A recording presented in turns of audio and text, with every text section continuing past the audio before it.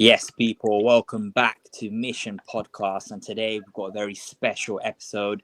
It's the end of the 2025 summer transfer window as we speak. So we're just going to do a little transfer window roundup. We're going to go through each team's business, assess their deals, and rank them basically. I'm joined by Danny, Lennie, and Craig today. We've got half Liverpool fans, half United fans, so this should be a good one. But before we go straight into the teams and their business, I want to just talk about deadline day. Did you guys think this is one of the best deadline days in recent years? Bro, from 12 a.m. in the morning when the Isak bomber dropped, bro, until literally the last minute, because, with all that great stuff and all the transfers, for me, one of the best deadline days ever. I think it's up there with Mesut Ozil moving to Arsenal back in the day. It's up there with them, definitely.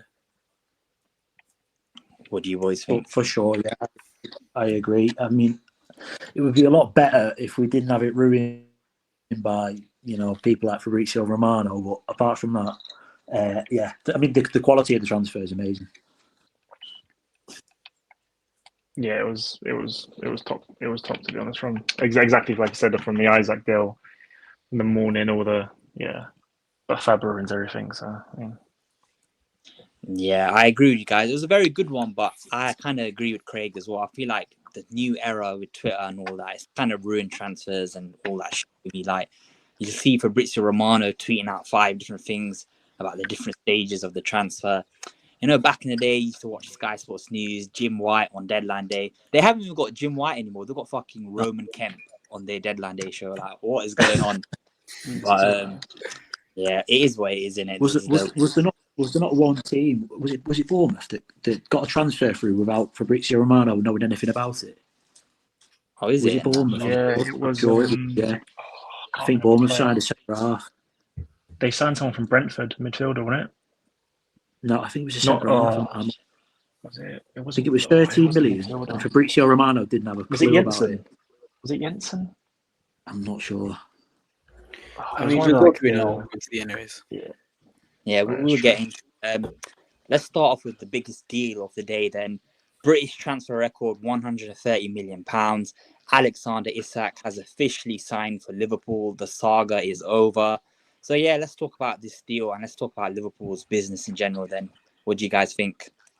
Bro, when this dropped at 12 a.m., I couldn't sleep. I had an exam the next morning, so I had to be up for I think 8 or half 8 had to be up. By the time I slept, it was like 3:30, 4 o'clock. And I still managed to wake up that time because I had 10 alarms on. But bro, I mean, Friday, Saturday, I didn't expect to go through because imagine we just left Isaac high and dry after everything he'd done. This guy, bro, he never went to training, never spoke to the manager, nothing. Literally, I think last Monday he had a meeting with the owners and he was like, "Yeah, I want out." If we left him dry after that, it would have left such a bitter taste in his mouth. But yeah, I'm just so glad. I mean, now look at what Isaac, Ekitike, Salah, words, bro. It's just not fair, and especially on these United lads who signed Sesko. I mean, I don't think they really impressed with what we've done this summer.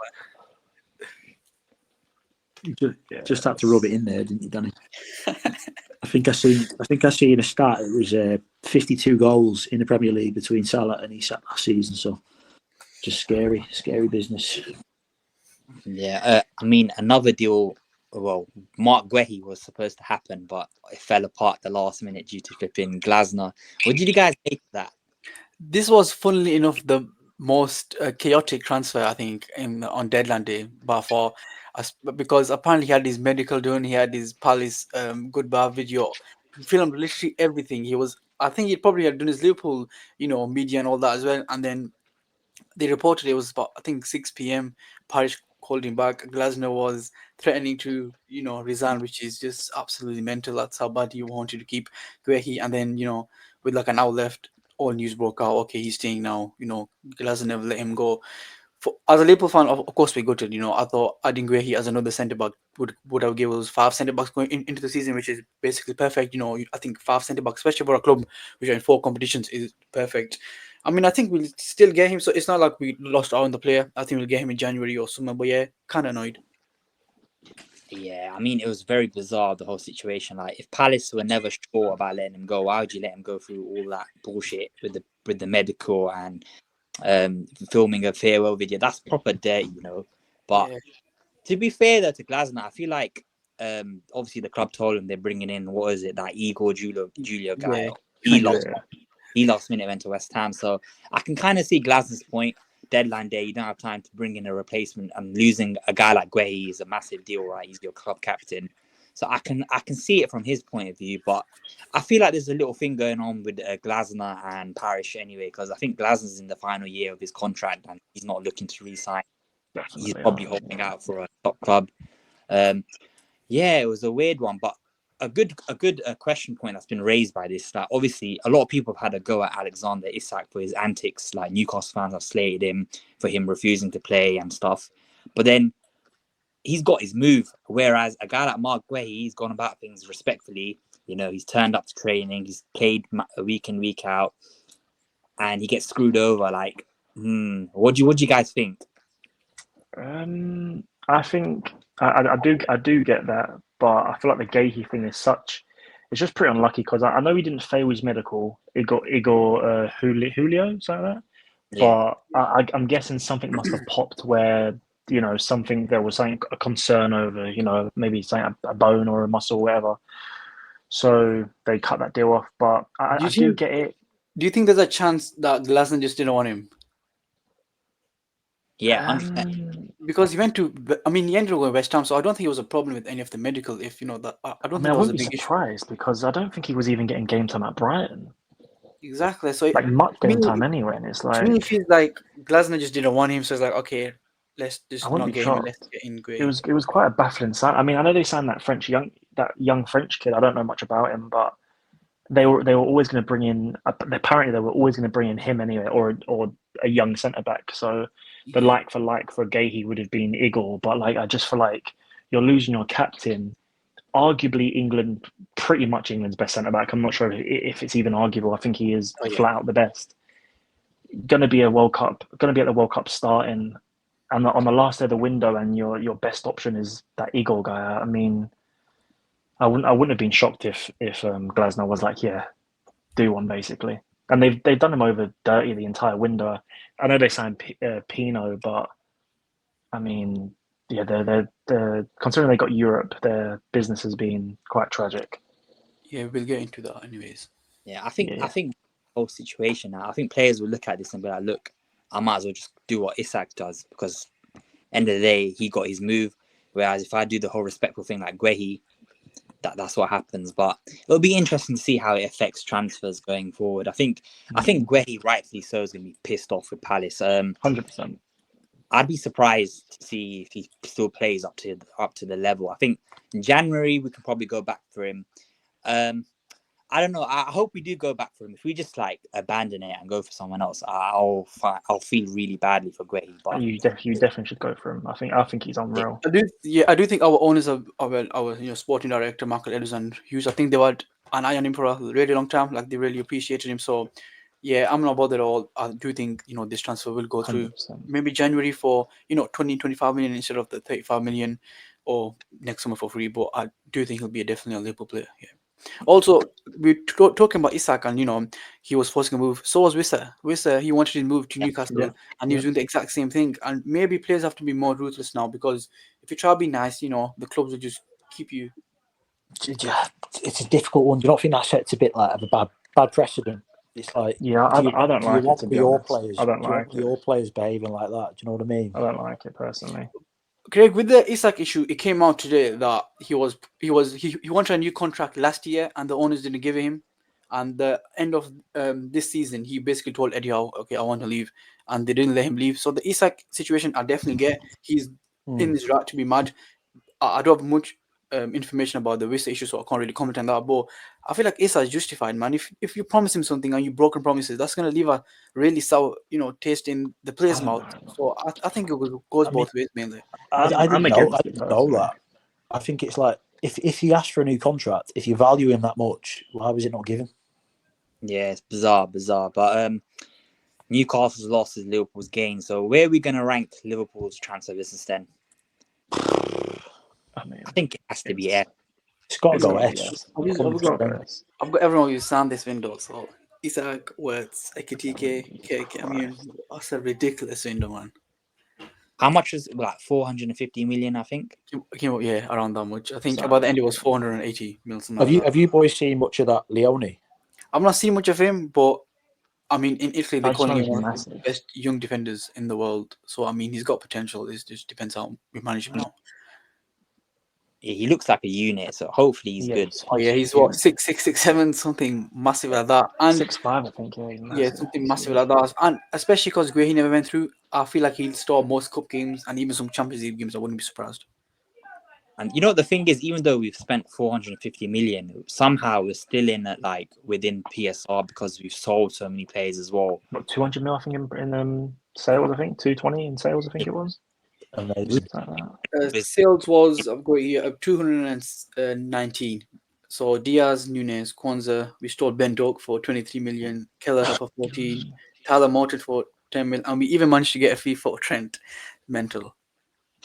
Elliot too. I know it's an obligation, but Yeah, that's that's slow. probably. I think Yeah. it's 10 games he's got to play. So I mean, Yeah, that should so be bar an injury. That should be he'll definitely activated. join. For Liverpool, I'll be honest, they're going straight to S tier. This is one of the best windows Yeah. ever.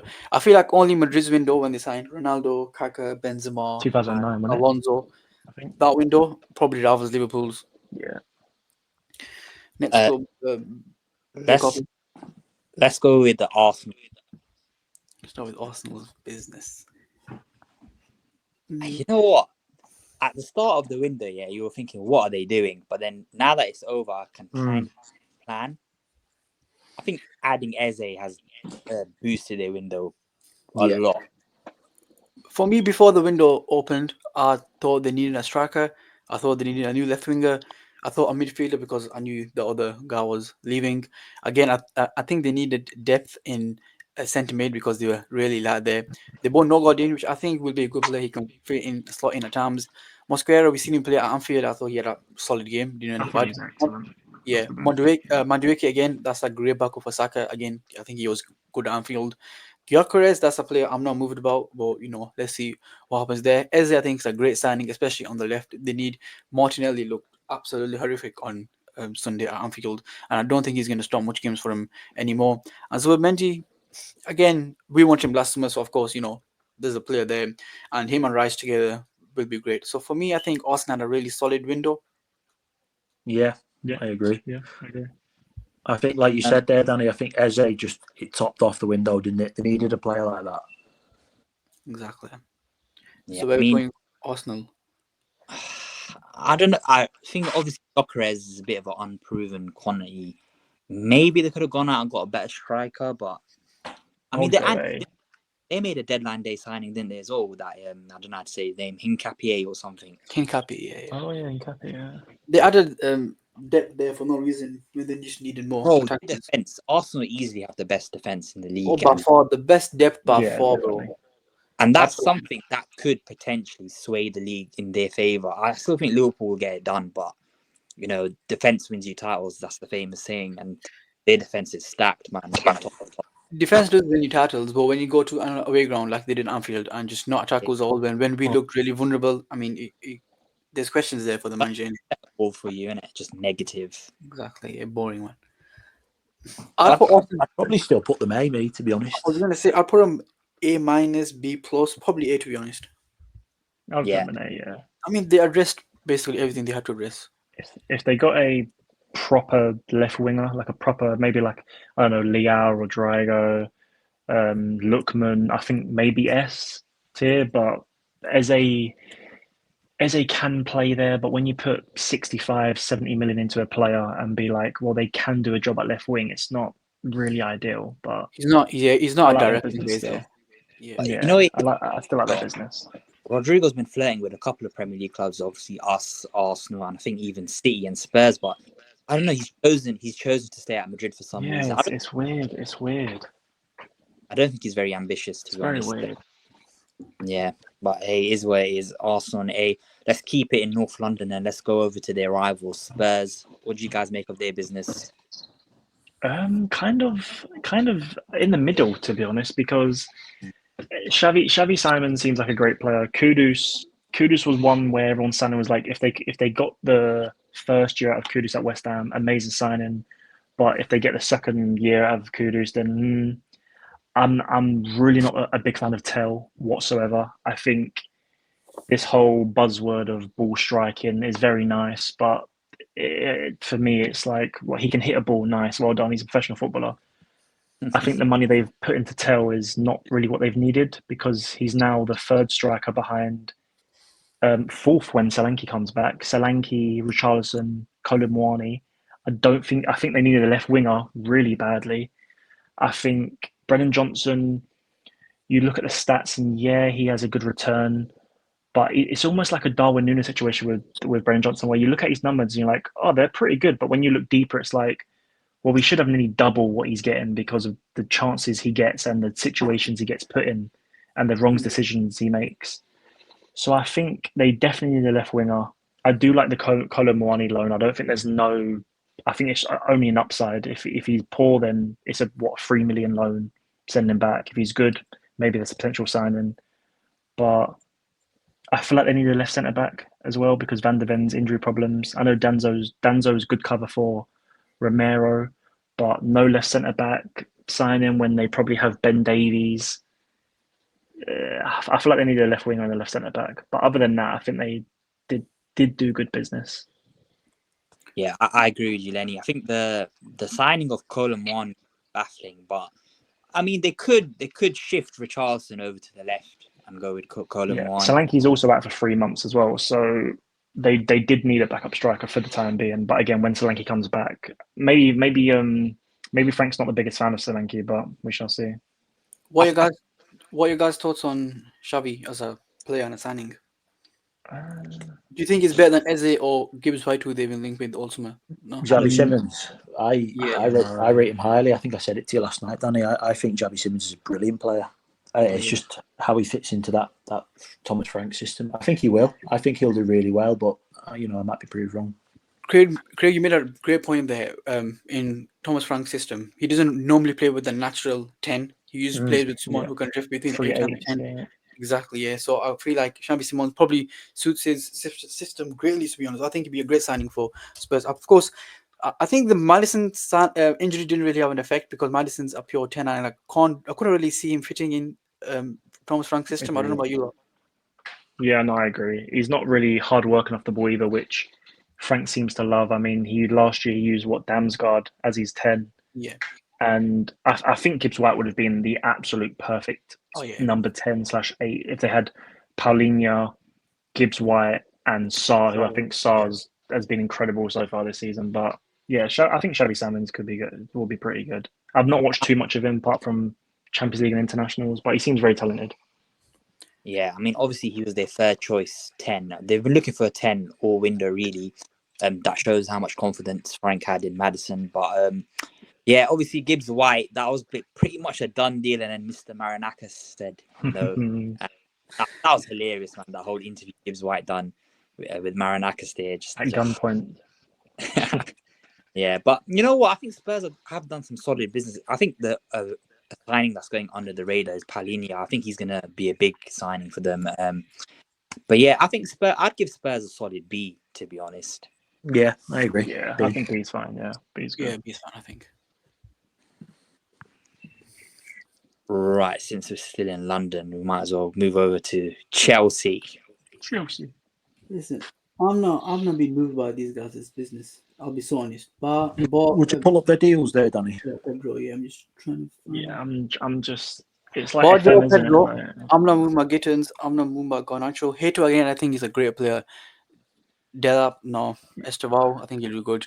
And then though the Esugo, Saw, and Pies, I'm not moving by any of them. I'll be honest with you. It just feels like Chelsea are stuck in their squad again. Gittins with Garnacho, Delap, Estevao.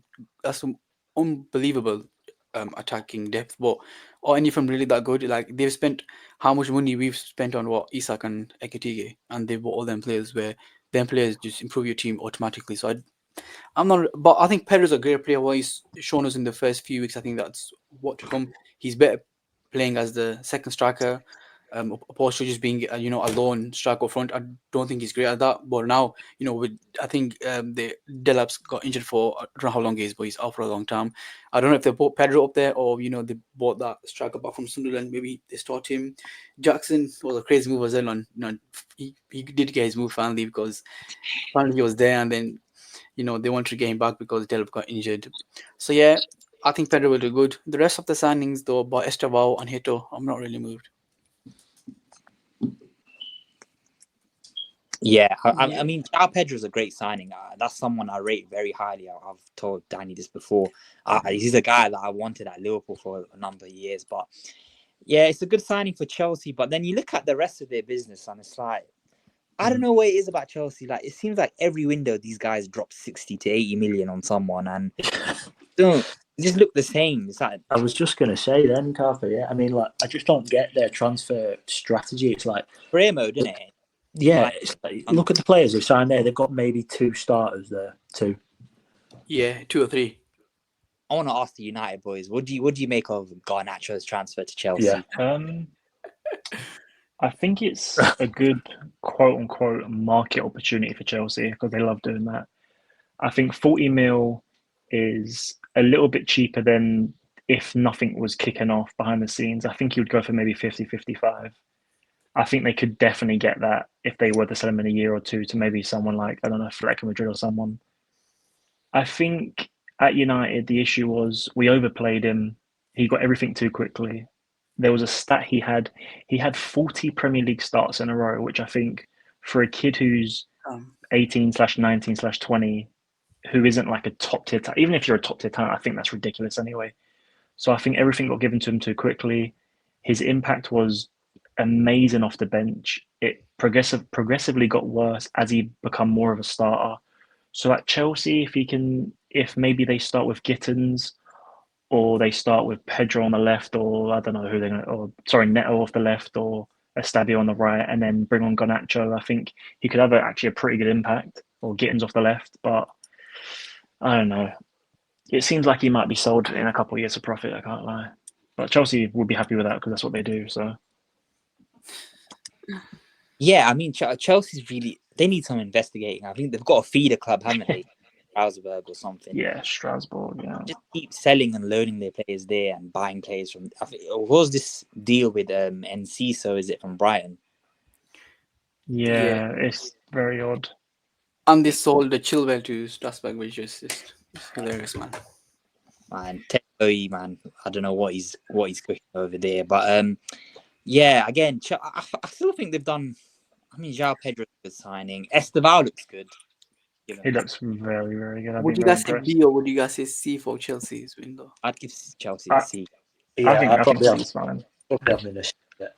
Because they've not addressed, obviously, centre back's a big issue for them as well. I don't think they've managed to bring in another centre back. Oh yeah, especially because Colwell got injured, and then Maresca was saying to his board, sign a centre back. And Fofana doesn't exist. So I mean, yeah, no disrespect, but you're not going to win a league title starting Tosin Adebayo at centre half. Yeah, and I think me and Lennie spoke about Fofana a few weeks ago. We're like, okay, this guy, they bought him for what, 70, 80 million, and he's basically been injured half the time and has no impact. So I don't think he's good enough to take Chelsea to the title. Again, I think Chelsea still get top 4, comfy top 4, but I just don't see them anywhere near the title. they should have went for Gahey. So they should have went for. Perfect, yeah. Chelsea fan too, from the academy. He said, I'm pretty sure Gahey said no to Spurs because of the stuff with Chelsea. So I'm pretty sure if Chelsea came in early enough, they could have got him. But It's crazy because the Spurs offered 70 million for him, I think, in January, and they just straight away turned that down. Okay, I think let's move on to let's go to Aston Villa, guys. What have you thought about Aston Villa's business? Oh, they look terrible. tragic, absolutely tragic. It's not. West Oh Ham, my god, Not good. Lindelof, Oh my god. Sancho and Elliott. Bloody hell. that deadline day, man. Jeez. That is a brutal transfer Okay. window. Look at that. Yeah, I think Harvey Elliott will do decent for him. We've seen him play for Liverpool. We think, he's a good player. Again, I think he's better off the bench. He makes an impact whenever he comes off the bench. I think he'll start games. I'd say start in the middle because they have Rodgers on the left and on the right. They've been playing again. No clue why. I don't know why McGinn's playing on the right. Lindelof, No clue about that. I think they just needed centre back depth. I mean, the United fans can tell you all about Lindelof. He's not a good player, is he, guys? I despise that man. Sancho's a weird move. I What despise about that man too. Marco Bizot? Do you remember that Emery interview was hilarious? And they just kept asking him about Emi Martinez. He goes, Marco Bizot. He was Well, tragic the other day as well. What did you guys make of the Emi Martinez situation? Weird, really weird. This guy said his Very odd. goodbyes. He was in tears. He was like, "Yeah, I'm gonna finally get my big move." And what happens? He just tears up. It's George Mendes, man. That's what it is. It's George Mendes, super agent, pushing the move. Fucked up bad that guy. apparently United. I think is it Sancho said he doesn't want to go to Villa on a permanent deal. Yeah, apparently we both valued them at 25 mil. So it would have just been like I don't know if it would have been like a swap or, one of those PSR deals where you pay 25 and we pay 25 and we basically swap. But on the books, it looks, I don't know, dodginess or whatever. But yeah, apparently Sancho didn't want to go there on a perm. Sancho was one of the most overrated players I've ever seen. Like, I don't get it. Who does he think he is? Does he think he's too good for Aston Villa? It baffles me completely because, okay, before the Chelsea loan, I could understand him saying, you know what, he had a decent loan at Dortmund, got to a Champions League final, and then when he went Chelsea, again, he weren't terrible, but he weren't great. He had some games, but then you could also see why he is at the point where he's at. And then coming to this summer, you're like, just take what you can get. I was truly baffled he rejected Roma. I mean, they were offering good wages.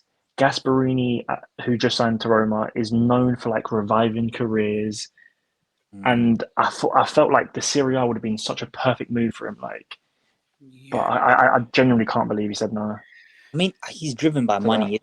Even Chelsea wanted to were going to sign him, but he said no, wages or something.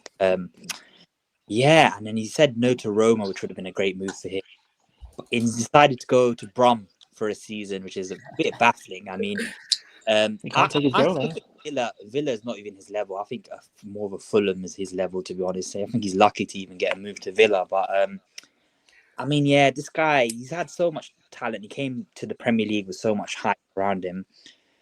And it's just like fizzled out, hasn't it? And he's dating some American rapper, isn't he? Sweetie or something. I got loads of bad agent stories from Sancho. I mean, he's got Sweetie tied on his fucking neck. I don't think she'll be staying with him when she steps foot in Brum, but well, she don't even follow him back on Instagram. Yeah, that's bad. Yeah, I think Villa's transfer business has been horrible. I think they've had PSR issues, but you have PSR issues. Why are you offering Sanchez a crazy wage? How does this make sense? If you want to get rid of it, you don't offer these players these crazy wages, especially players like Sancho, who is going to offer 300k, 350k, stupid amount of money. But yeah, overall, I think Villa's transfer business has been really underwhelming. Guessing, not seen much of him so far. Maybe he can be a good player for him. They managed to keep Watkins and Rodgers, which is a huge plus, and they sold Jacob Ramsey, I think, to Newcastle for about 40 odd million. That was a weird one as well. But... Yeah, I think he should have stayed. I mean, he was having injury problems, but I think he could have been a player for Aston Villa. I think Unai Emery is looking a bit shaky as well. I don't know. Yeah, bro, they got bought by Palace 3-0 at home. Yeah, that's bad. But yeah, Villa's. I'm putting Villa in D. I think maybe lower. I'm gonna say trash. Actually, I think Lindelof is. We haven't spoken about it. He is shit. he was at United for nearly 9 seasons. Way too long. It was. I think it was coming up. I think he signed in 2017, so he was coming up to 9 seasons, and. He has a weird group of fans on Twitter somehow, and all they'll talk about is I think 6 passes that he gave to Rashford over 9 years or like 7 years. I remember against Brighton he got beaten in the air by some massive Belgian bloke. Oh no, it was Huddersfield. It was Huddersfield in his first season. I knew then he was tragic. Yeah, I think it's a dreadful window for Villa. I'd probably put them. It's either D or trash. It's either D. I say trash is really harsh. Like they've still signed players, and like Elliot, I think is a good player for him. Yeah, Oh, Yeah, yeah, Elliot. Yeah, I forgot about Elliot. We mentioned United. We might as well go over to Manchester now. I'd rather we didn't. Carpe. I thought United. Old brother. Oh. Sesko and Bemo, Cunha, Mm. Amons. How do you pronounce this guy's name, bro? He was on Twitter saying Apparently, it's Le Mans. Lamont. Yeah.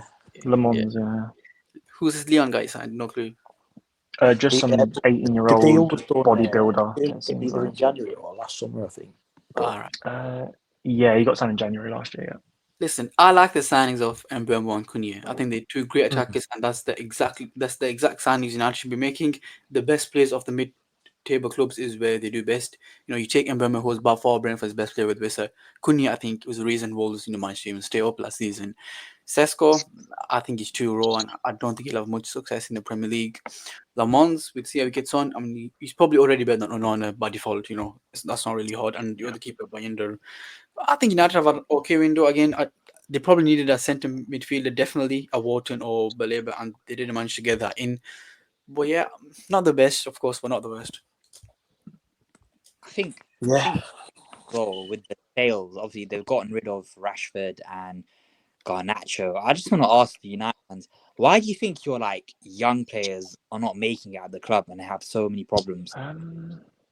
I think the issue is for example, I'm going to compare it to Rio right at Liverpool. I know it's a little bit different because he's only 16. But for example, imagine if Rio come off the bench for us and scored a winner in a Premier League game.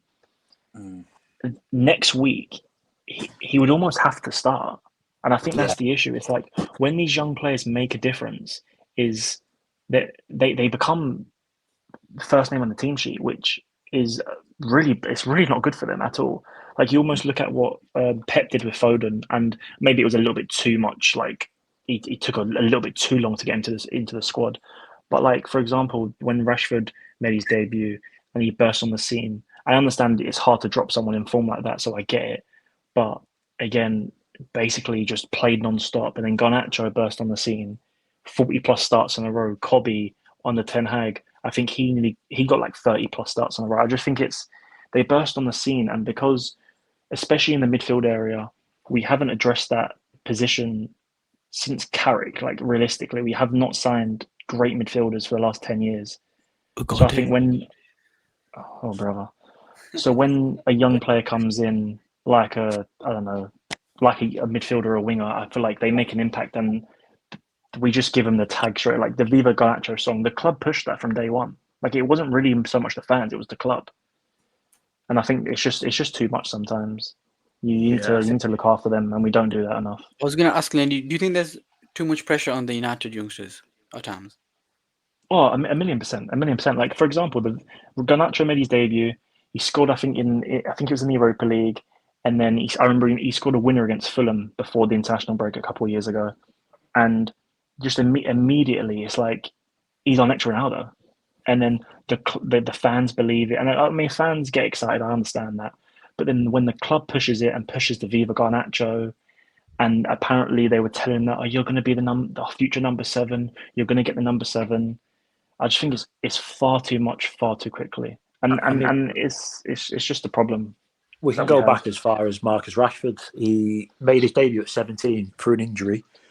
He was playing for the under-18s, and then he scored 2 on his debut against a small club in the Europa League. And then the next game, he was starting against Arsenal in the Premier League. Yeah. So, yeah, definitely there's too much pressure on youngsters. I mean, it's weird one, isn't it? Because they say if you're good enough, you're ready. You got to ride the wave. Yeah, I get it. But I get your guys' points. Obviously, these days I've suffered from burnout, especially with the case of Rashford. Even as a Liverpool fan, I think it's quite sad that how it's ended up with him at United. It was such love story, wasn't it? Academy graduate. Yeah. He was meant to take over. He was meant to be not direct Rooney replacement, but someone in the mold of a Rooney for United, become an icon, and it's just not happening. And now he's at Barca. Hopefully he can recover his form. I think La Liga would be a good move for him. But yeah, United, it's a bit baffling, man. I mean, the whole club's a mess, isn't it? You guys know the club better than me. But I don't know. As Danny said, Mbeumo and Cunha are 2 very good signings. They're very Fergie-esque signings, signing from the lower club. and I think they'll cook. So I don't think United have had a terrible window. They've had a decent window, but again, I think I'd put it in C. It's Yeah. got to be a C minus for Yeah. me. Yeah. I think it's high C. I think the not getting a midfielder is just an absolute disgrace. I mean, I know obviously the attack needed a lot of work, but the midfield we don't have bodies, and that's the issue. Like we have Casemiro and Ugarte, and then we've got Bruno who's shoehorned into midfield now, deep midfield, and now with the Cunha injury, which apparently it's not that bad, so hopefully he's back in a week or two after the international break. Which Mount's injured too. Mount played injured, which is great from the manager. But yeah, I just think, especially for his system, we need runners. And speaking of the transfer window, we actually did ask Atletico Madrid for Conor Gallagher on loan, which again, I would have took it towards the end of the window. It's the bar's in hell, but I mean, it would have been an extra body that we needed. And it just goes to show what their manager prioritizes in his midfield. Technical ability, no, Hermano, give me runners, give me 100-meter sprinters. So yeah, it's just a shambles, especially when you have old men in midfield. I mean, you've managed to I get rid can't of run. Garnacho, Anthony, Hollywood, Lindelof. all In in terms the of same- sales, Yeah. in terms of sales, I mean, getting apparently, I think it's £40 million with the loan fee for Hoyland if they get Champions League, which they should. I think that's pretty good. I do think he'll be a good player in a few years. I just think, Oh, he'll back. again, with the Sesko, it's pretty the same. I mean, like sign a young raw player for big money. Oh, we won't do that again. We'll give that a miss for a few years. Oh, actually, let's go sign Benjamin Sesko, who and it's not much. It's not much. So I can't say he's going to be terrible, but Yeah. again, it's just the same issues. He doesn't really know how to use his body correctly. I do like his movement. Like his movement does look pretty good, but it's just he doesn't know. He mistimes jumps. Like he doesn't really know how to jump properly. The touches aren't really there. Like the ball striking that everyone talks about is you're not getting 50 yards of space like you are in the Bundesliga. So it's going to be less likely to come off. But Yeah. again, it's still very early for him. But I would have went for more of an older striker. I really like Garassi, but I don't think that was realistic. But I don't know. Yeah. But again, I think building your attack around Cunha and Mbeumo, I think is great. I think Oh, they I do love him, Bomo. Yeah, I think build he's around really that. good. Yeah. So I think I'll probably go C as well. Let's I move think on C's to fine. Liverpool's main rivals this summer, Newcastle United. Newcastle. Hmm. You know what? Towards the end, they kind of salvaged the window, I'd say. Yeah. Got two strikers in Elanga, I think it's okay. Jacob Ramsey, I think is a good signing. Ramsdale and the centre back from AC Milan, Malik Theo. I think it's good window to be honest. Obviously, we don't know about. I don't know how to say his name. Walter made, but Bundesliga is a bit hit and miss in it. But I think Yeah. Elanga signing. I think Elanga will cook with them, especially now that they've got two strikers in. He's got someone to like give balls into. Vissa is a good signing. I mean, he done the whole same thing that Isak was doing to them. Fans won't say anything about that, obviously. But touching on the Vissa thing, yeah. What do you guys make? Loads of players do this nowadays. They'll they'll go on social media and they'll unfollow their club and like black out their profiles and shit. It's just so weird. That's kind of cringe. Not gonna lie, it's I really, think they need to grow up. yeah. To be honest, It's actually really childish. Not gonna lie. it's all for the That's not- fans. It's all for the fans. Just to rile up fans online. Yeah, like let's not be around the bush. Doing something like that, you're gonna expect someone to put it on Twitter. Oh, this guy's doing this. This guy's doing that. And it's just 100%. gonna, get out of hand. So yeah, It's it's so the really club gets less pushback when they do sell you, or if they the fans will be more accepting of the sale. I do think Wiss is a great player though. Oh yeah, I mean last year he got 20 goals in the Premier League, which is that's really impressive. Again, what Carpe said, Walter made. I don't know. I'm not seeing much of him. Apparently, playing with Same, really. the Germany under 21s, and he was okay there. Elanga, I think will do decent. I think they needed another option out wide. Jacob Ramsey, I think he came on against Liverpool, I think, or Leeds, and looked decent. I think great centre back depth in Malik Theo. Ramsdale, I think that's just a backup keeper. He's not gonna play much. Yeah, I think they're a good window to be honest. I'd Not say bad. I know Newcastle fans are probably upset with the whole Isak situation, but I don't like. against Liverpool, they fucking bullied us, innit? They just missed a striker really, and now that they've got two strikers in, I think their front three is very good. Elanga, Visser, Voltamade, and who's the Gordon. And Barnes. And Bonds, yeah, it's great depth. I think Newcastle. I think it's going to be another top 6 finish for them this year. I'd give their window. I'm gonna say a B. I think B's fair. They've got a striker in. They've got centre back depth in. They've got another winger, and they've got another. What do you call it? And Two bearing strikers, in yeah. mind, they somehow got 30 million for that Osua kid. I don't know how they done that, but yeah, that's Yeah. something. Did that move go through? I don't think it did. I didn't. Oh, I don't. No. I It broke down with just assumed Frankfurt. it did. Yeah. I think I seen it yesterday. That move ended up Oh, breaking down because I'm I've not got here. surprised. They were sold Isaac Kelly to Juventus and Longstaff to Leeds, and Wilson, of Okay, course, there you for go. free, and Dubravka to Burnley. But I think they got 12 million for Longstaff to Leeds, which ain't bad either. Yeah, and then of course the 130 Yeah, million. also a B. Then they've done some good business. Right. Let's talk Forest. Would you guys? You know what? Everyone said Forest are going to struggle with Europe this season, but I think they've had a very good window. Oh, this is an unreal summer for Forest. I'm not gonna lie. They've added so much. They got crazy depth now. And Doy, I think, is a great signing for him. Amazing. I think McAtee from City, he'll do well for him. Igor Jesus, Hutchinson, I think is a really good signing. Bro, these guys have added depth, and that's all they need. I think the overall squad is okay. I think just taking the squad in account at the first 11, I think they can challenge for a European finish again. With Europe, I think it's going to be much harder. We don't know how 2 games a week, sometimes maybe even 3 games a week takes a toll on them. But yeah, I think Forest had a really good window. Yeah, I agree. I'd give Forest a B, I'd say, or an A, maybe even an A. I was gonna say A. I think have they sold anyone? I mean, Boy Elanga, have they really sold anyone? Yeah, Elanga, Danilo, Anderson's going to be a very good. Souza. So yeah, they're not really sold anyone major but Elanga, and again they've replaced that with all the They kept Wood, obviously. yeah, which was big. So I'll put A for them. Yeah. Yeah, That Jesus guy as well. He seems a bit of a monster. I saw him in the Club World Cup, Oh, yeah. and he can hold up a ball. Jesus. Well, that's his name. It's quite funny, but yeah, he looks pretty good. Yeah. Let's go to West Ham then. Jesus. I mean, they were active towards the end of the window. I'll be honest, this is a really meh window, maybe even bad window. I mean, they got Fernandez in on deadline day. Oh, I think 2 days before that, and he started the game against Forest. I mean, they won that 3-0, so maybe he's the He looked okay, to be honest. He actually looked alright. Juve, I think.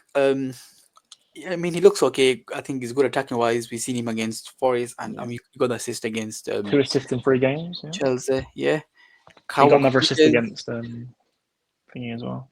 Wilson. I mean, he scored on the weekend, but I don't know. That was kind of a weird signing. He might just beat for striker depth. Todibo, however you pronounce his name.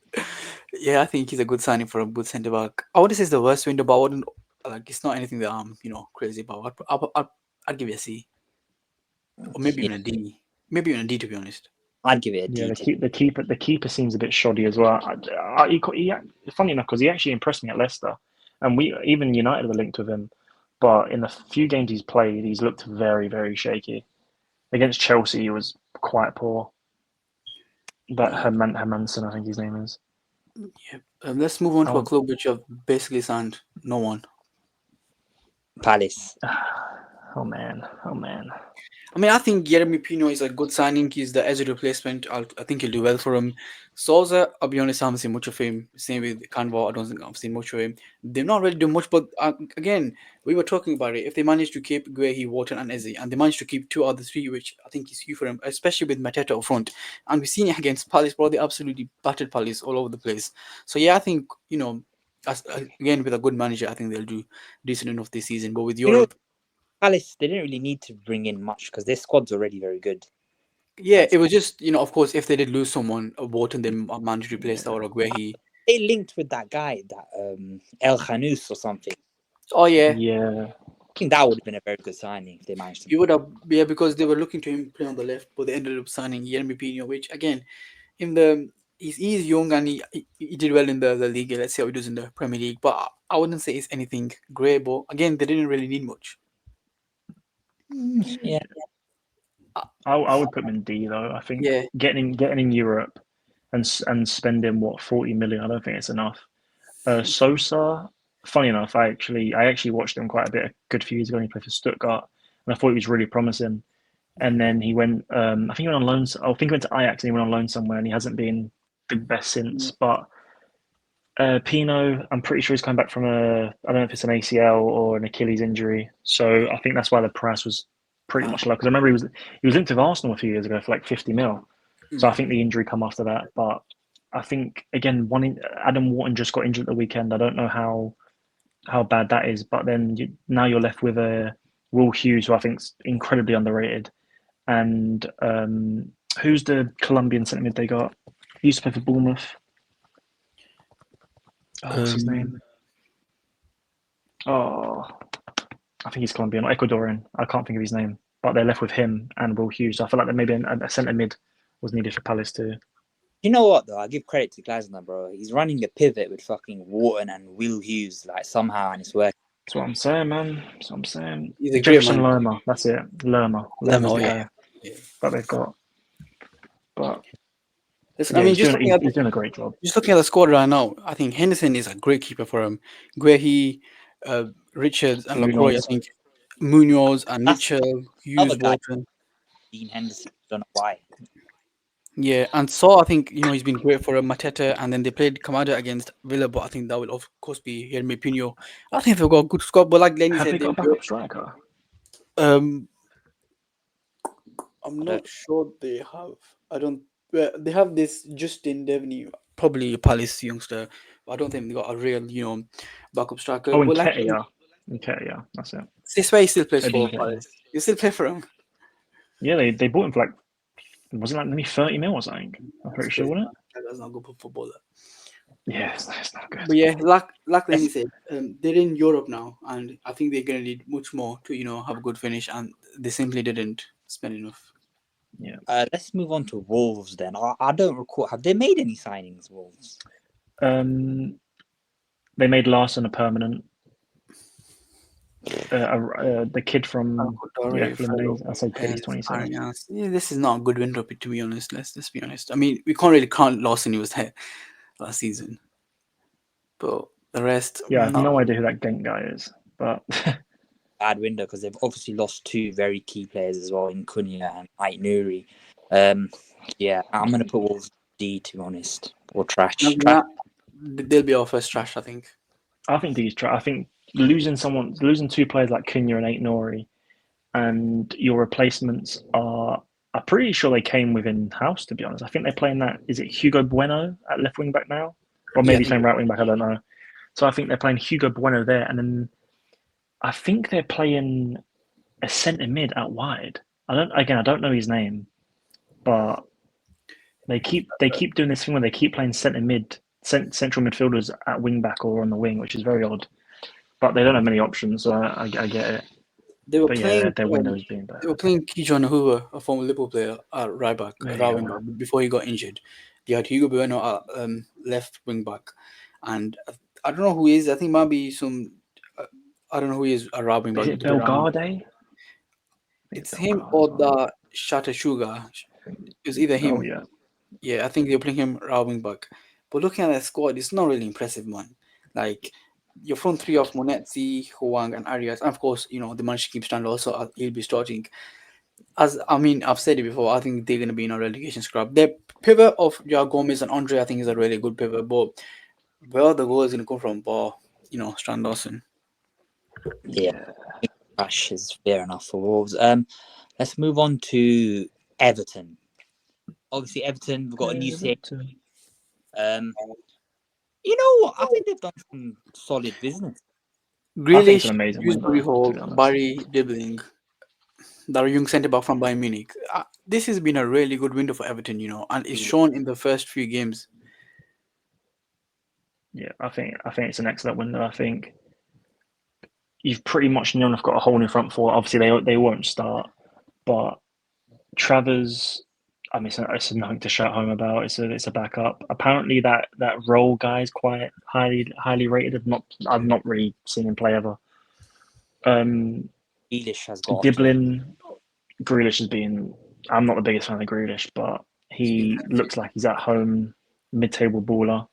This is quality the perfect Fish position small for pond. Grealish. Yeah. You give Grealish the freedom for a mid-table club, and he's gonna be sensational. For City, he was pretty limited. He got the ball. He got the ball out wide, and all he had to do was cut it back to the left back. And it's not the way Grealish plays, and I think Pep really limited him. But yeah, I feel like this is his home. I think he'll do great for Everton. I like Alcaraz as well. I thought Alcaraz was really good for Southampton a couple of years. I'm pretty sure it's the same bloke. He was very good for Southampton a couple of years ago. The season they got relegated, and I think he went to Brazil. Yeah, Flamengo. He went to Brazil, and then Everton have signed him. So I think he's a decent player. they it's, bought it's the Diblin thing, yeah. 40 mil. Do you guys think they'll make Grealish permanent?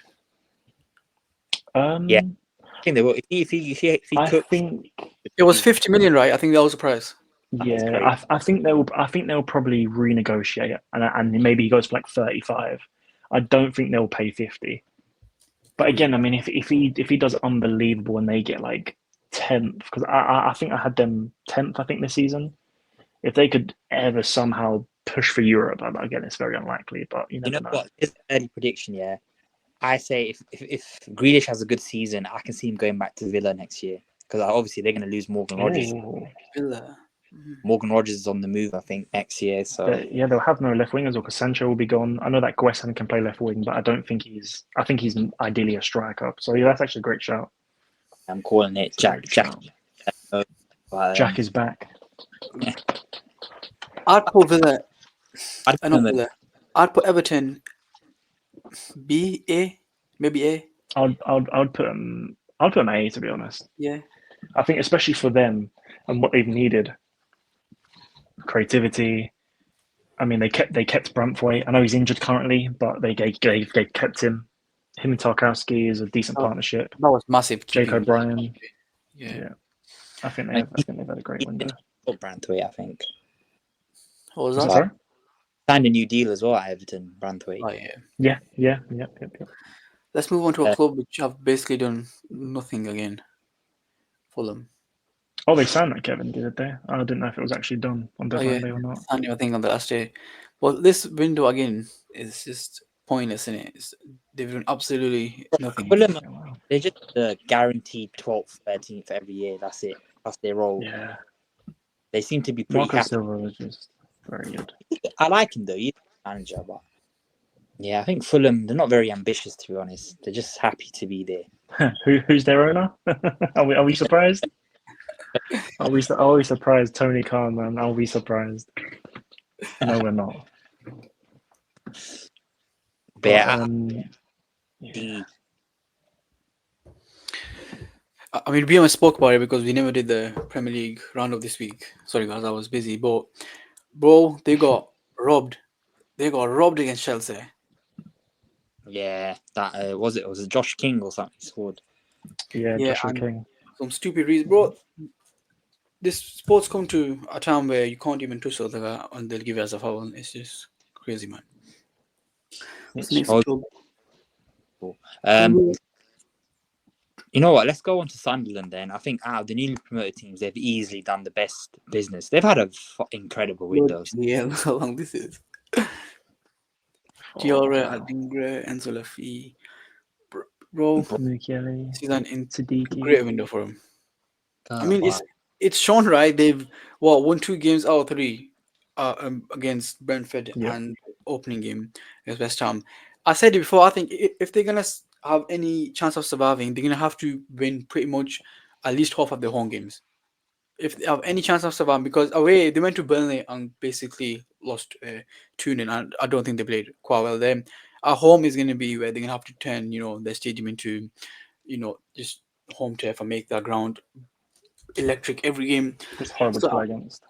Exactly, just make them hard to play against, hard for other teams to score, and take your chances. Like they were down against Brentford for about 85 minutes or something, 80 minutes, and they just pulled 2 goals out and won the game with the last minute winner. But yeah, I think they've had a great window. especially players like Adingra, who I think is not really the finished article right now, but he's going to add something to the attack. Xhaka, I think, is going to be massive for him. And they, did they sign that guy on what was it called on deadline day from Leipzig? Robbie? Oh, Get tweet, or um, did that not go through? I don't think it did. Do you know? I'll I just know, make I know they sure. got Robbie on deadline day because of the Oh, he did go I don't through. know. He did go through. Yeah, Oh, he did. Oh, yeah. I think he's under here. We should probably consider the transfer. But yeah, he went through. Get ready again on a loan transfer. That is a great signing. Literally an is that the unreal signing. fullback, the Dutch one? Yeah, yeah. No, Oh, yeah, yeah. The Dutch fullback. oh okay. You play for The- Feyenoord, right? I think Feyenoord. Yeah, No. London Yeah. have done some incredible business. Oh, I'd give them an A. yeah. I agree with you, Copy. I think this I is mean, even if they get relegated, that obviously they will lose they will lose some players because they get relegated, but that's still a top championship team. And I mean, the likes of like Shaka would probably leave, and a Dingra would probably maybe get poached by a lesser Prem team. But players like Diarra, who I'm pretty sure was quite highly rated, I think Leeds wanted him as well. But yeah, they're a big fan of their window. I After think watching Wolves, I Looking think they up go down. you mentioned Leeds. Let's talk about their window then. I don't think it's bad. I think it's like your classic championship team gets promoted and I was. spends like 80 million. I think Bash mentioned it today. Shout out Bash. He was saying they basically not addressed anything attacking wise. They need an attacker. They need a like. I mean, I'm not counting Calvert Lewin. I don't think he's a good player. They need an Yeah, actual bagsman who like for the lower clubs. Wolves they got stand up. They need a sort of that quality if they have any chance of keeping up, and they just didn't get that. Uh, it's not like a great window, but again, there's some decent players there who I think will do good for him. I mean, we've seen it in the opening few games; they've been a tough team to. Of course, ignoring Arsenal, that's you can go to Emirates and get battered every time. But the first game beat Everton, second game at home got a draw against Newcastle, which is a great result. So you've seen some of these signings, especially the fullback Goodmanson. I think he's been Stats has been impressive great too. for him.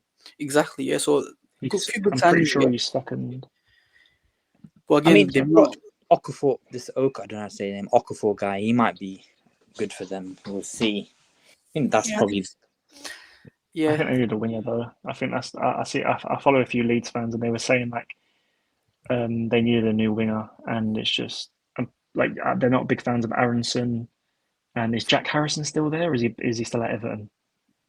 Or I is he think back he's. at Leeds? I'm not too sure. They don't like him. But yeah, they were. Statcher's been good. I'm pretty sure Statch is second in chances created in the Prem. So I mean, that's pretty big for them. So he's been a good signing, but I'd say still, D. I'd give them a I think D. yeah, I think D is the place. We might as well cover the next promoted club then. Let's go to Burnley. They've had a horrid window. Bloody hell, man. This is the most. I mean, they've made a lot of signings, but Brocher, again, Ugo That permanent? what was that? That permanent or loan? That's permanent, 23 million. I think Mox Edwards is a good signing, but that, I'm not really moved by the window, to be honest. And again, I think Burnley are going to go straight back down. They're not really made any. Again, like Sunderland made a few good signings. Okay, these players could keep them up. With Burnley, I just don't see anyone that's going to give them the firepower, especially up front, to just, get goals to stay up. So This I'm bro, putting them in. this Broha guy, I don't get it, man. I don't get how he's. I thought that was a loan with like if they stay up, it becomes a permanent. But I guess not. Yeah, That's what I thought I saw, but maybe not. But I mean, regardless, he's had. I think I checked it when he did sign it. I think he's had 12 starts in 4 years since. I think he had a loan somewhere and was actually pretty good. Was it Brighton? It wasn't Brighton. I don't know who it was, but he had a loan somewhere and done okay. But yeah, 12 starts in 4 years is just ridiculous, and they've paid 20 million for him. It's just laughable. I say trash for Burnley. Oh yeah, bottom barrel. Got a few left. Let's go to Brighton. Again, Brighton are a weird team because like they're like a sell to buy, not sell to buy, but they're a club that produces players and just sells them on for huge fees. I think they're really good at that. Like in terms of sales, they can make so much profit. We've seen it with João Pedro this summer. And in terms of bringing players in, I think they have one of the best recruitment systems in the league easily. Like, they always manage to find these tiny little players from these leagues, and like, even though we don't know who these guys are, I'm not gonna. I'll never look at and go, "Oh, why have they done this?" Because I know I trust Brighton's recruitment system enough to know they've probably brought in a good player. Agree with what Carpe said exactly. I feel like with Brighton, there's always going to be that thing of, okay, they've signed these players, they probably got some potential, their recruitment team is top tier. But the main thing for me is just ignoring all these players. The main thing for Brighton is keeping a hold of labour. I think above all the transfers they could make this season, that is massive, especially for a club like Brighton. Again, I think with I watched the Cooper against City, and I think he was really good. And I mentioned it, I think, on the opening roundup, I go like, because of course we haven't done a Premier League round this week, but I said, okay, 1 week they lose to a mid-table team, and the next week they'll be a top 6 team. They lost to Everton, Yeah. beat City. It literally happened the next week. So it just sums up Brighton. yeah, like I That's said, just them. I trust Brighton's process. Again, I think they'll be mid-table this season. Made a few good signings and kept hold of their, best player. Yeah, I mean, we don't really know too much about the guys they've brought in, but I think the solid enough for Brighton. Yeah, agreed. Right, we'll save the big team till last. Then, let's go for Brentford then. I mean, the biggest thing for them, lost their manager Thomas Frank. They've lost Mbumo. Who else have they lost? Vista. They lost Wemo, Wissa, Norgard. Oh God, yeah. I'm pretty sure they lost it. I'm pretty sure it was it Jensen? I'll check. Is it Matthias Jensen? No, he's still there. They did lose a centre mid to Forest, I think. They lost the main players. They lost Mbumo, Wissa, Norgard, Fleck, and the keeper. But of course, they replaced that with Kelleher, Ben Mee, Bada, no one else, and of course they bought in. I mean, the Danso fella, he's looked good in his few games played. I mean, he scored a goal which got ruled off. Tar is good as well. Yeah, and again, Coyote, I think, looked decent in his first few games. Kelleher, I think, will be decent for him. Jordan Henderson, I mean, we know all about him, Carpe. Jordan Henderson. I think they've had a decent window. Yeah, I don't think it's the best. I mean, especially considering who they lost. They lost a lot of key players. Yeah. I mean, above all that, the rest of the manager. If we what was that? Or something. They brought in a striker, Brentford. Yeah, that's the Danso guy they bought in it. Oh, is it not them that brought in? They've got a Brazilian one as well. Or was that Forest? Yeah, didn't they? No, I know Forest bought Igor Jesus.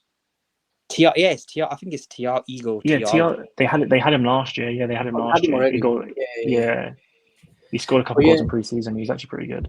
He scored against Sunderland as well. I think it was him. Yeah. So yeah, again, Reece Nelson, another player that might do decent for him. Jordan, yeah, I think it's been okay. Summer, not anything special. Yeah, considering what they lost and how big of a loss the manager was, I think they've recovered pretty well, considering. Because a lot of people had them not going down, but like it could be really bad. Losing Frank, losing Buemo, losing Vissa. But I think they've done pretty well. Yeah. You know what? This is another club that's lost a lot of key players. I mean, they've lost Zabani, they've lost Kirkes. Kepa. Yeah, Kepa. But yeah, Kepa was okay. But a lot of people had Bournemouth going down because of losing to defenders, which was baffling to me because I think Bournemouth, again, are another club that recruits well for the most part. They've got a very good manager. They play good football as well. And yeah, I think they brought in some solid players. I mean, Petrovic, I reckon, is going to be a good signing for them. He's a good keeper.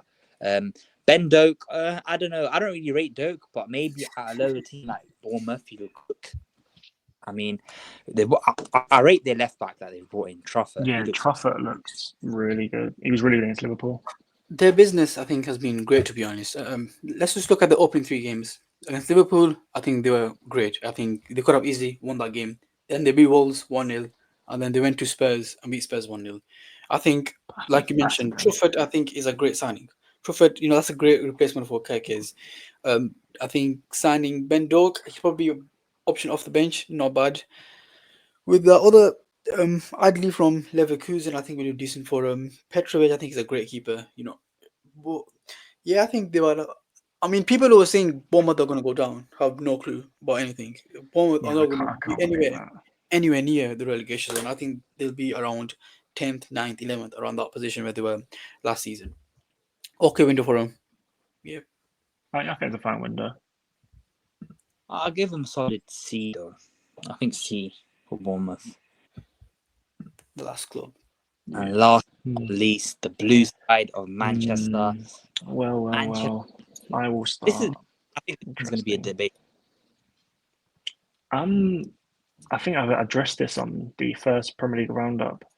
I don't think they've addressed the really key areas that they needed to. Like I said a few times that they, especially in the Club World Cup, I know people say it's a preseason tournament, but it's the first look at a new team essentially. And I feel like they still look so beatable. Like the counters they give up, and they just it just looks it's so weak and poor, and they don't have runners in midfield to get back. Reinders looks great, to be fair to him, and Eight Nori is amazing going forward, but defensively he's not great. You've now had to move Gvardiol to centre back, who played left back last season, so you would think they would have been more um, having three centre backs, yeah, more bodies in there, and bigger and hopefully better defense. You'd think a centre back playing out at left back would be help you more defensively, but no, like they didn't sign a right back, which I think for me is probably the most baffled I am at for a team this season, that they didn't sign a right back. The goalkeeper situation, again, two great shot stoppers, but traditionally not Pep goalkeepers. I mean, we saw last week Trafford putting City in trouble with his passing, and then you go and sign Donnarumma, who I don't know if he's worse than Trafford, but he's not much better. Cherky, I think the biggest question marks over Cherky was can he hack it? I know he gets called fat and stuff, but like, can he hack the Premier League? And looks like he's out for 2 months with a muscle injury. So yeah, I'm especially for a team that was so poor last season. It's not like they just come off like a treble when they, let's have a little, like, let's chill for a year. But like, it's just I think this is Pep's last year, to be honest. For me, after finishing third last season, you expect them to have some kind of, a good window, because if you want to close that gap on Liverpool and Arsenal, who I do think will finish first, second, no doubt about that. Like, it's the third week, and I can already say that. I feel like you needed some game changes in there. Reinders, I think, is a sensational midfielder. I think he's going to do really well for him. Same with Aït-Nouri. Cherki, similar as Lennie said, I think the main problems were his physical issues. If he could hack the Premier League, he started okay, then he ended up getting injured. Trafford and Donnarumma, again, like Lenny said, they're not your, Pep goalkeepers. Pep wants someone to complete out the back. Maybe Pep is changing his way, against Brighton and Spurs. It clearly didn't work because, they lost both games. This Napan guy, shout out FM, bro. I used to buy this guy pretty He's a much god, every year. man. He's a god. Pretty much every year I used to buy this guy. But of He course, cooked us in preseason. I don't think he's gonna play much, to be honest. So I think the window's been To He got Middlesbrough. loaned, didn't he? Yeah, so he got did he loaned. Yeah, he got put on loan. Yeah. moved on loan. I don't think this window is great. I think it's a really underwhelming window, especially for a City side who needed a lot. I mean, they got rid of guys like Akanji and Edison and I mean, Gundogan. Gundogan exactly went. So they got rid of a lot of players, and I don't think they, bought well. So to be honest, a really underwhelming window for City, in my opinion. I don't know, like on paper though, they've made some guys like Reinders, Aït-Nouri, Cherky. Those are three like on paper very good signings. I mean, I think with Cherky, I reckon he's going to be a case similar to Wirtz. They're going to need probably a season to settle into a new league. But I think they will come. Both of them will come good.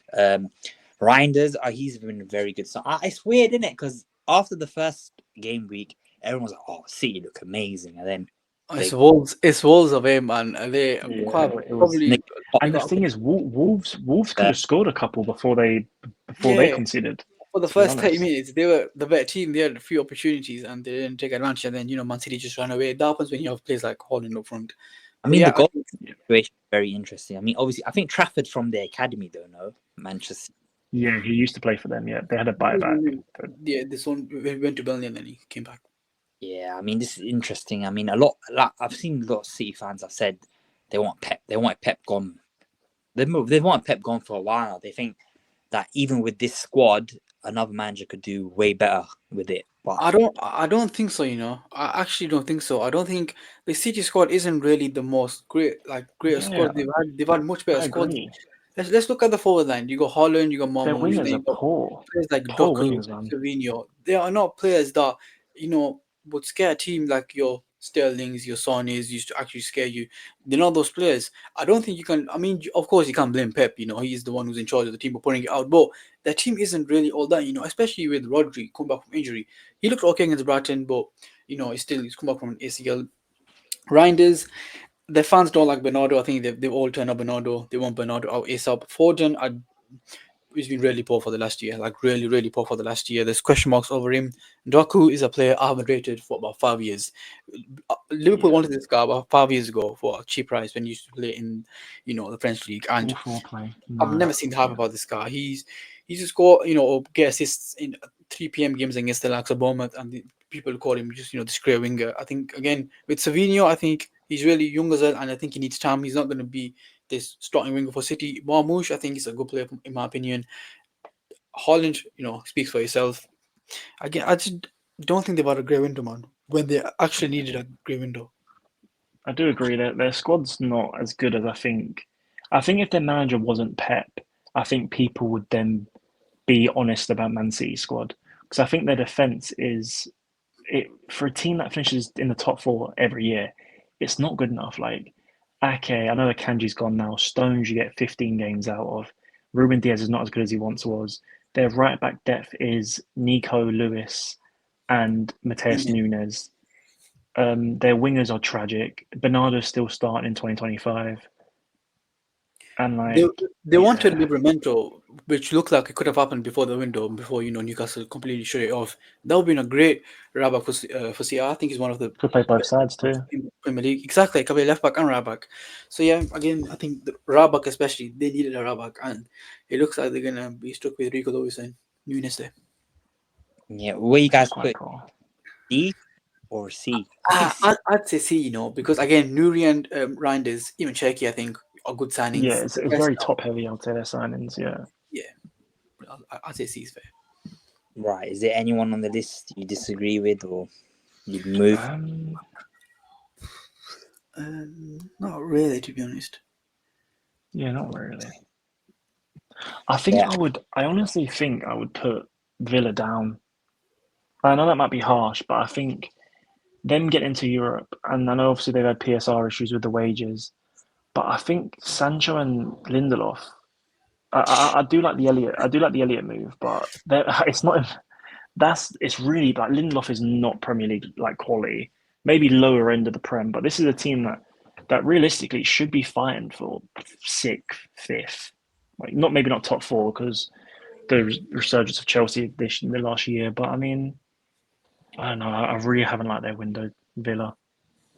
Keeping Martinez too, which is that's going to be an interesting situation.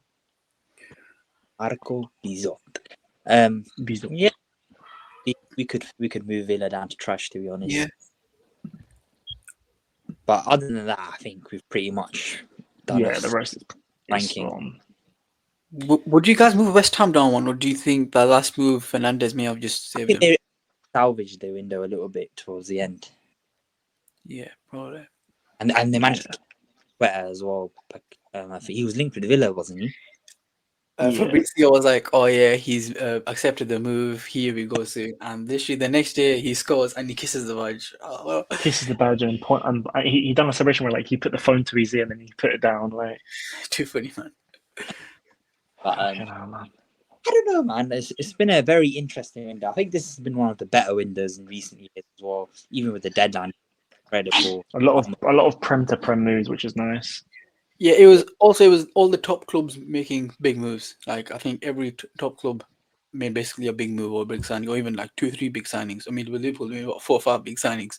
But I mean, even Chelsea with Pedro, also with Gyökeres and Eze and the defenders, and even Submendi, United, Sesko, Mbemio, and Cunha, and even Spurs this window with Xavi Simons and all. So I think it was a great window, to be honest.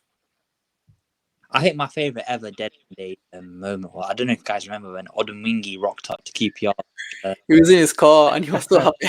The last That was minute. that was Nicholas Jackson, man. Before he got his move, he wouldn't come home.